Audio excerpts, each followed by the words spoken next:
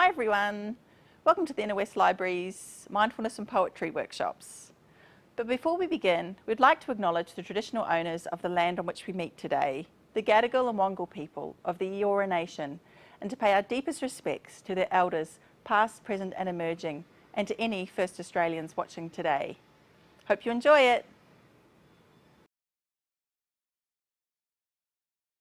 Before I grew a beard, and before the beard I grew went grey, I was often called precocious. I was given gifts of bliss, believed me early poems weren't atrocious. I know now ancient wisdom swindled from the innocent. I ceased the senseless scribble, penned an epic to my ignorance. I lost appetites for literature, words tasteless on my tongue. I sucked luscious face with silence, snubbed language's ugly mug. I've awoken grown and broken stone and choking on the scenery. I spoke to ghosts who shrugged and said they wished they could believe in me. There's more truths in the breaths between those noises you intone. They said, stop writing poems. I said, this is not a poem. This is not a poem, it's a sculpture carved in silence. It's a block of sky I chiseled with a whisper to a diamond. This is not a poem, it's a painting daubed in syllable.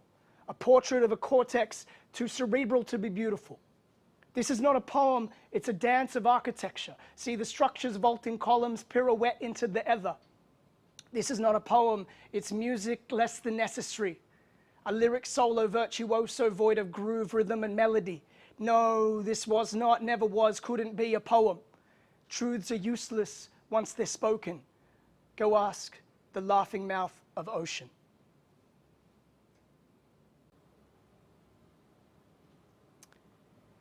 G'day good people, I'm D.A Carter.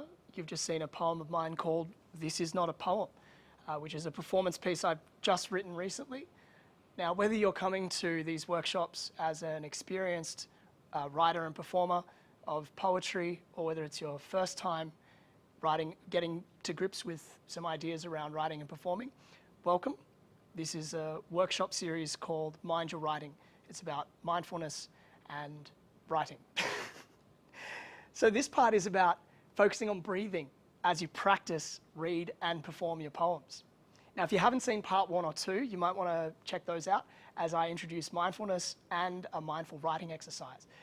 Now, this part is about breathing and attention on your breath and pausing as you perform. Now, I'm assuming you have all the required equipment. Now, particularly important is the space that you're in. You should have somewhere comfortable, private, and quiet. And privacy is quite important as well, because for this part of the workshop, you'll want to feel like you can read out loud and even reach performance pitch, which is what I like to call, performance level of performing and rehearsing. And you'll notice that it's quite different to if you're, obviously just reading poetry alone or you're writing. It's a very quiet activity. But if you're practicing for a slam or a reading or a performance, you will notice, if you go to a slam, people are very forceful. So you want to be able to be in a space where you can get to those levels unself-consciously, and also without disturbing other people as well. And the two go hand in hand. So you also want a piece of writing, which is a poem to read out loud and practice. Now you can use something you produced from part 2, which is the 11 breaths to a sketch exercise. So as an example, I'm going to use the poem that I wrote using the 11 breaths technique, which I introduced in the last video. And note where I breathe. First, I'm going to read it all in one breath, and then I'll put in more breaths and pauses, and you will hopefully see the difference. Nerves, but little comes born of fear, apex of grace, becoming nothing beautifully. So that was the first one, and so I'm going to read it again. And notice this time, I'm going to introduce some more pauses, and it will change the flow and even the meaning. Nerves, but little comes born of fear, apex of grace, becoming nothing beautifully. And so when you read your piece of writing, you should naturally come to understand where your breaths and pauses occur and how they coincide with the end of a line or a natural break in the flow of your poem. So in a moment, I'm going to ask you to pause this video and read your poem as if you were reading into a microphone in a room full of people at an open mic night or at a slam. I encourage you to record yourself using your smartphone, a camera, or a voice memo app on your phone, and then listen back to it again after you've finished, because you are going to notice how you sound in your own head and how you sound on a recording is going to be different, and you might not like the difference, but it's a very objective record. So I'm going to ask you to pause the video now and return once you have completed this exercise. So I'm going to have a little pause, and we're back. So notice how your voice and posture change when you practice at full performance pitch. You'll probably adopt a slightly louder, more confident tone, and you'll take care to enunciate a little more so you're understood more clearly. And so note down where you naturally breathe and pause, and feel free to do that again.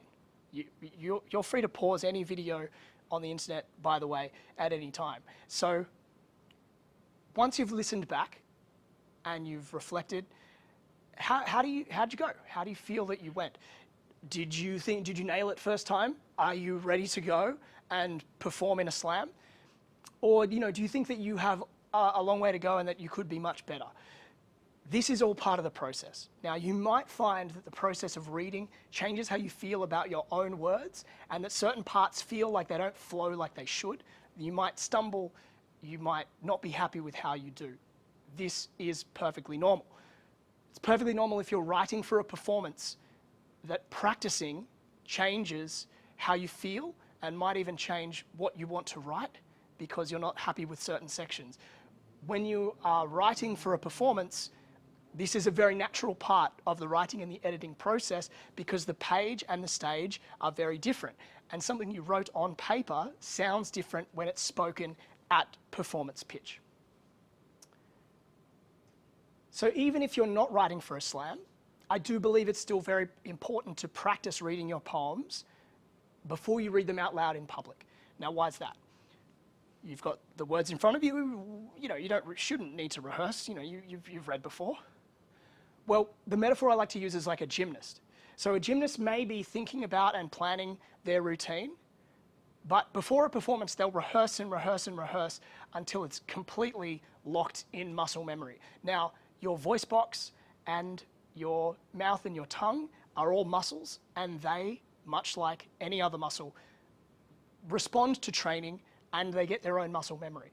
So just like any other gymnast, just like a gymnast or any other athlete, you will get better results by practicing exactly what you're going to perform rather than simply thinking about it and imagining that you're going to do really well.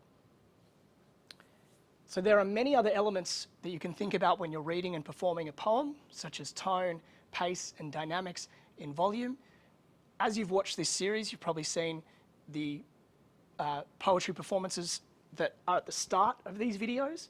And I've been doing this a while, and those are the kinds of things that you can eventually get to, unless you're already an awesome poetry performance person, in which case I salute you.